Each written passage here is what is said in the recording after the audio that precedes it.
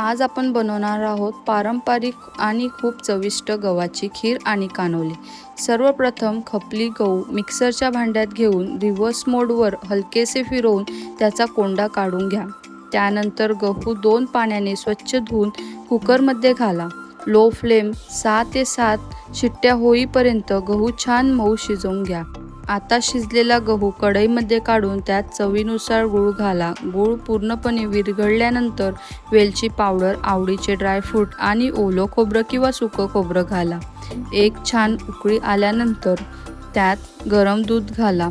लक्षात ठेवा, दूध गरमच असावं आणि तयार झालेली आपली मस्त स्वादिष्ट गव्हाची खीर रेडी आहे। आता बनवूया कानोले। एका परातीत गव्हाचं पीठ, थोडं मीठ आणि तूप किंवा तेल घालून घट्ट पीठ मळून घ्या। त्यावर थोडं तूप लावून पुन्हा मऊ करून घ्या।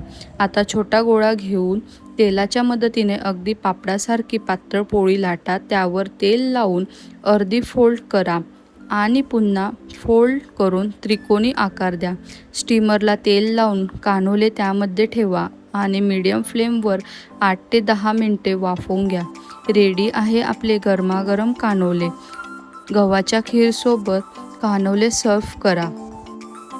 व्हिडिओ आवडला असेल तर फॉलो करा। पूर्ण रेसिपीची लिंक डिस्क्रिप्शनमध्ये आहे।